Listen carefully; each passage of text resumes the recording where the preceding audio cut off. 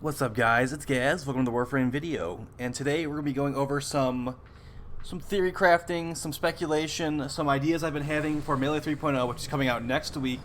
So one of the last weeks of October, guys. It has not come out yet, though. So I have actually been doing a lot of thinking and some idea conjuring. So I'm going to give you guys some of the information I've been thinking of here. Maybe help you guys think of what you want to do with Melee 3.0 that's coming out in a couple days here. So first off, guys, they're changing how heat procs work. So builds like this, corrosive and heat, are probably going to be some of the best builds you can do in the future. So the way they're changing it, they're making it so heat procs are actually going to melt enemies' armor, so they'll take away some of the armor, and they're also going to make the damage over time from the heat procs stack on top of each other, so it's going to be really a lot better than it is currently. I'm not going to say it's going to be good, because heat procs, they just don't seem to tick very quickly compared to other stuff, at least in my experience. So they're probably not going to be insane DPS, but if you have corrosive removing the armor and you also have heat removing the armor, guys, it's going to be some good synergy there. And if you have like a nice fire rate weapon, like something like the Hystrix, etc., some fire rate weapon, it's going to melt the armor off really fast, guys, and it's going to be actually kind of insane in my opinion. So keep a lookout on an eye out for that. You can definitely fit corrosive and heat on almost all builds in the game. You might have to like sacrifice I had prime quick draw on this slot before, so I can't fit this build, this corrosive heat build into my normal setup, but it does work really well, like even now, because that heat damage does better when the enemies have lower armor. So it's going to be really good synergy, guys, and I'm excited for heat procs to be better. But as far as weapons specifically, guys, I'm going to first show you some stuff I think is actually just going to be completely like worthless now after Melee 3.0. So this video is taking into account that you might already know most of the stuff about Melee 3.0 and the patch notes they've released to us. So yeah, here's a little bit of speculation along with some informed opinions. So I don't think any of this stuff is really going to be a thing anymore. I don't think we're going to be getting for number one, I don't think we're going to be getting maiming and blood rushing stacking together anymore. So seeing like literally instant orange and red crits from doing one fly attack, and maybe having like 1.5 multiplier, I don't think that's going to be a thing anymore, guys. They said the combo multiplier is going to only apply to heavy attacks in the future, and I don't believe the slide attack is going to be considered a heavy attack. So yeah, you're not going to be seeing those anymore, and unfortunately you're probably not going to see many orange or red crits unless you're doing a heavy attack or you have a Darza Kavat, Smina Kavat, or Haro. I don't think you're going to be seeing any more orange or red crits reliably, guys. Like I said, unless it's a heavy attack in the future. So that's the one thing. The maiming blood, like basically every maiming weapon like that you use right now, like maiming spam in a mission, that's just not going to be a thing anymore. Also, the Oma. The Oma is basically not even a weapon anymore, guys. The Oma literally like completely crutched on maiming strike and condition overload stacking together with blood rush. It is not going to be a thing anyone uses. I don't really even remember what the combos for the Tonfas even look like. I don't think I've ever actually used them. It's always literally just been slide attacks, guys, and blood rush and condition overload. That's the only time I've ever used this thing, is for slide attacks. Because look at that slide attack number, 6,400 with this build. Our normal damage is like less than 1,000, so yeah, it's a little bit over 1,000 actually. It's like 5 times the amount of damage on slide attacks. This is not going to be a thing anymore. I might as well just delete this Oma after Melee 3.0 comes out, because it's not going to be worth having anymore, unless for some reason a slide attack is a heavy attack, which would completely change everything, but we'll see for that. So moving on, guys, number 2. Number 2 is very similar to number 1, getting nearly instant orange crits on Riven weapons. You'll definitely notice that on things like the Graham Prime, or something else that has really high critical chance at base, like even something that you have like a critical chance Riven on, maybe like a Zaw or something. You're not going to be seeing those orange crits almost at all, guys, and it's going to be a big bummer. It's going to be a big killer of fun, but they do want to make the game a little bit more balanced, I guess, so they can throw in some harder content by nerfing us. So let's move on to number 3. Redeemer Prime hybrid build is most likely gone. So yeah, all that testing and all that stuff for that Ash build with the Rising Storm, that's basically not going to exist anymore, guys, unless the shots for Redeemer Prime are considered heavy attacks, which I don't really know. We'll see. It's kind of hard to say because I'm not like I don't work at D. I haven't played the dev build before. Redeemer Prime might still be able to be a thing if the shots are heavy attacks. If they're not, it's probably not going to be a thing anymore, and you're just going to want to go a full status build, unfortunately. Because Blood Rush is really like important for that build, and yeah. Unfortunate, but that's just how it is. Number 4, every strong melee will probably get its Rivens nerfed. Possibly more than one blip at a time. So, they have not said this themselves. This is me saying this, guys. I've watched almost every dev stream ever, and they said they're not going to touch melee Rivens until they change the actual mods for melee on Melee 3.0. And they are changing the mods for melee in Melee 3.0 this upcoming week.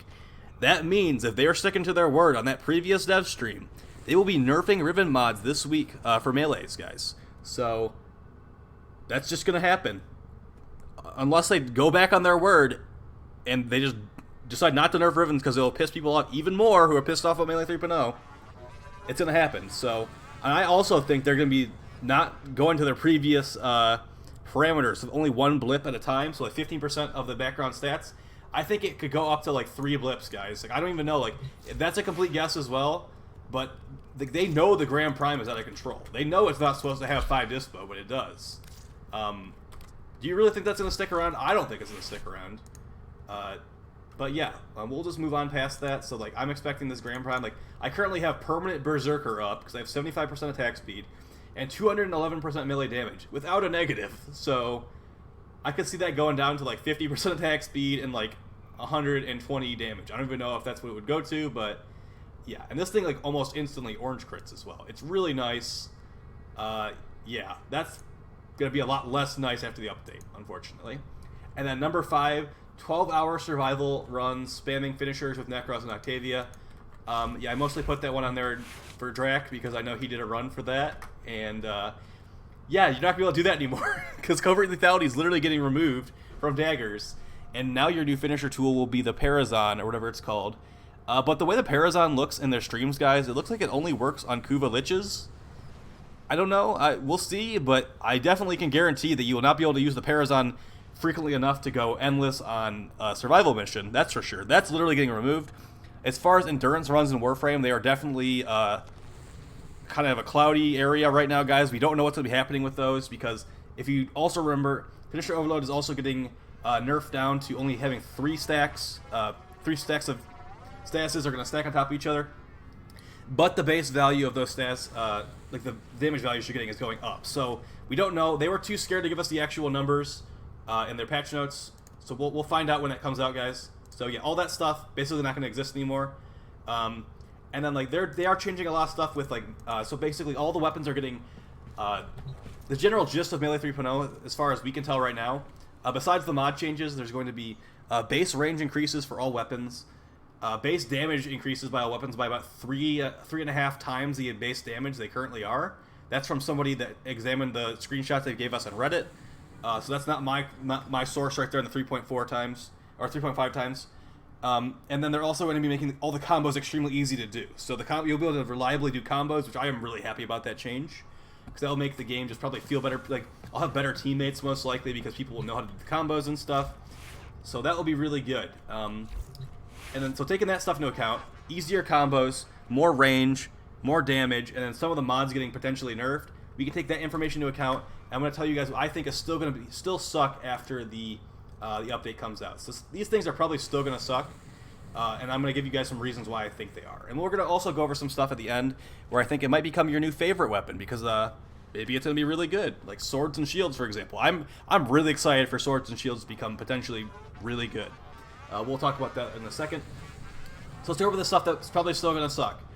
Swords. So the reason I think swords are still going to suck, guys, I was looking at their combos on all their stances, and they don't really have really great damage modifiers. Like, I'm pretty sure Swooping Falcon has some decent ones, but Vengeful Revenant does not really have that great of damage multipliers. It's got like some knockdowns in it, some stuff like that.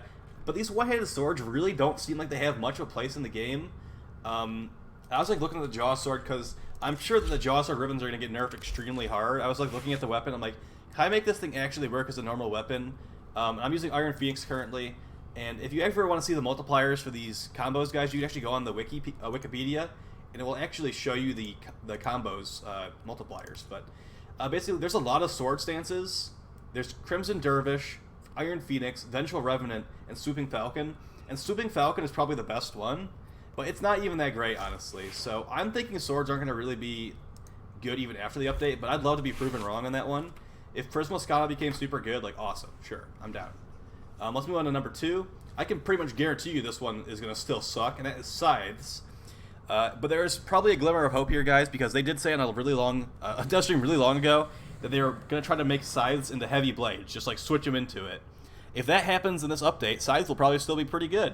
But the thing about Scythe stances is they just feel really awkward. Like, I don't think they have any good damage multipliers either. So, yeah, as long as they become heavy blades, Scythes will probably be somewhat viable. But as it stands right now, they seem pretty useless. So, yeah, there's that one Scythe with the innate corrosive that can like make like a puddle that enemies fall over on. That seems pretty good. If that becomes a heavy blade, that might become like top tier, honestly. Corrosive damage on a heavy blade with those damage multipliers from Broken Bull might be pretty nice. But yeah, if they stay as they are right now, definitely not going to be touching them. Moving on, Stabs. So Stabs actually have some pretty good combos on a couple of their, I think it's on, the one I use is Clashing Forest. I actually like most of the combos in that stance. But they're still going to have lower range than polearms, as if things stay the way they are right now. Like, maybe they're going to make it so sides, or so polearms and stabs are a little bit closer in range, because currently they're not very close in range at all. If you were to use, like for example, when the Thibodeau Prime came out, I thought it was a polearm at first, and then I actually swung it and I immediately realized it was a staff, because it's just like, the range is so much smaller, guys. So yeah, I'm hoping that these feel better, and maybe like the Thibodeau Prime will actually be worth using for me in the future, because I was actually excited about it at first, but it didn't end up really doing much for me. All right, number 4, so we got Machetes. This one is actually with a bit of a disclaimer, guys. So Cyclone Kraken actually has really good damage multipliers. So honestly, Cyclone Kraken on Machete might become really powerful with a range increase. But the thing is, if Cyclone Kraken is not good enough to carry this, like, and the range is still garbage on Machetes, they're still going to be like one of the most underused weapons in the entire game. So I honestly think like maybe this one doesn't deserve to be on the This Might Suck list, because like honestly the Prova Vandal might become good. Like, who knows, honestly. It's got innate electric, so it's a purely elemental weapon. It's got terrible crit, but yeah, if you increase the base damage in this thing, I could actually see it doing some pretty nasty work. So that's some more speculation by me on the Prova Vandal. But yeah, we'll see. This is like definitely a maybe on this one. And then the last one on the Still Might Suck list, we have punching weapons. So yeah, I know it's the Techo, guys. The Techo Prime has really pushed stats, but it's still got like those weapons probably have the lowest range of anything in the game. Like, I feel like they have less range than daggers, but that might be wrong. But we'll see. Like I said, they have really good stats. Some of them do. And the combos, like the problem with the combos is like they are like the epitome of getting animation locked. And they said they're trying to remove the animation locks in Melee 3.0. So we'll see how the flow of these combos is feeling. You're supposed to be able to string some of them together endlessly. So we'll see. Like, I know that they do a pretty good job in the animation department at DE most of the time. So we'll see about this one. It's definitely like up in the air. These last two are definitely up in the air because yeah, that's just how it is.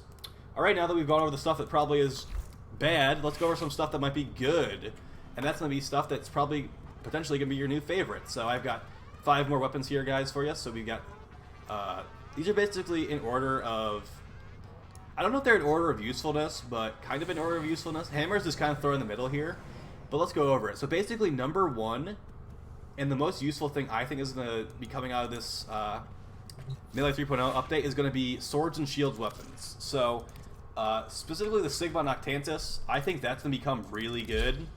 If you don't know what the Sigma Noctantis is, it's a login weapon. So you have to log in like a bunch of days to get this thing to drop.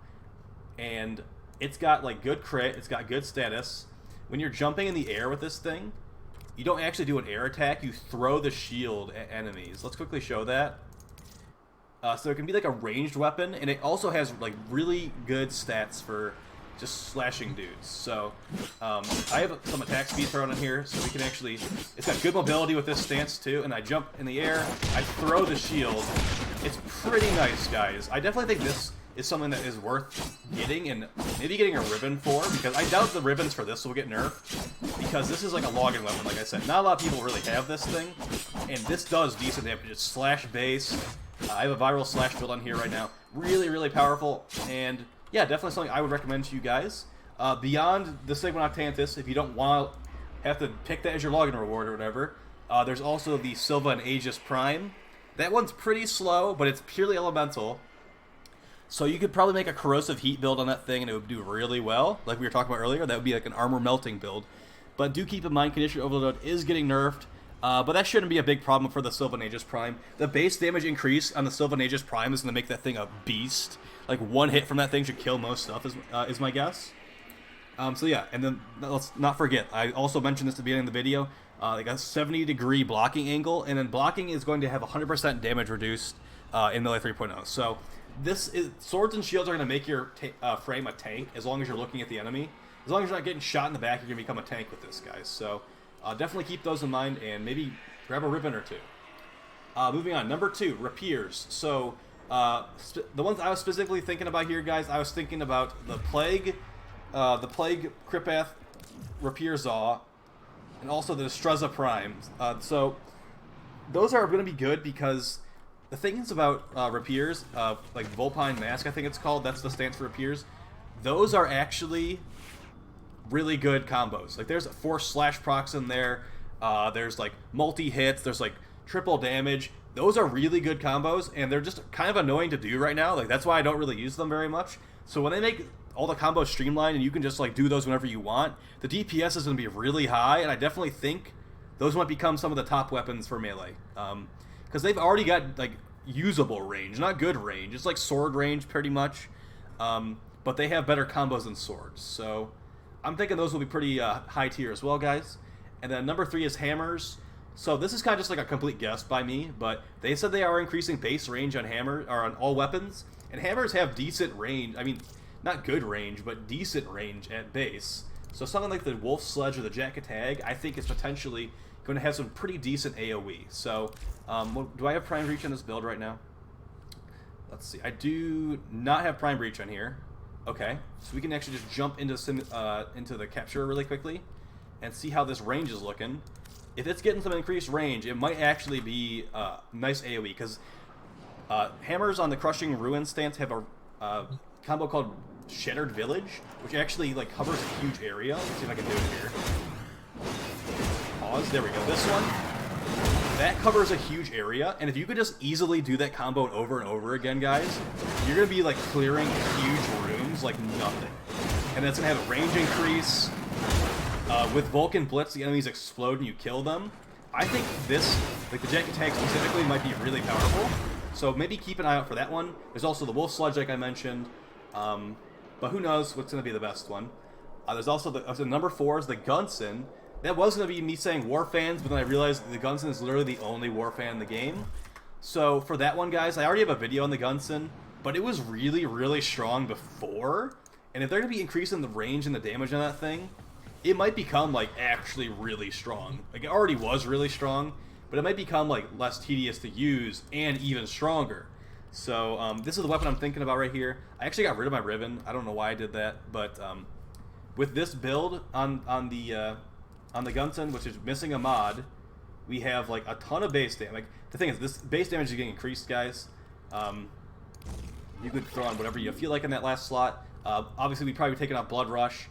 Condition Overload. This thing actually is fine with just 3 procs of Condition Overload, so it might actually be technically getting buffed because we never really get over 3 stacks of Condition Overload with this thing anyway. So I'm thinking this will be pretty strong. Probably take out Blood Rush, like I said.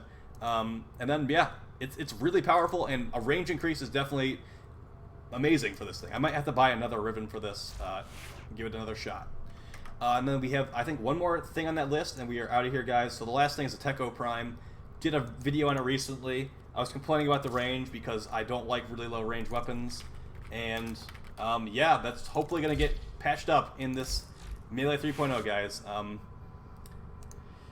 Yeah, like if they said they're normalizing how Prime Breach works, so if that, honestly, what I'm hoping is that it just makes it so low range weapons get a huge benefit from Prime Breach, because I have a range Riven as well. So if I get plus range here, plus range on Prime Breach. I have a max range build right here.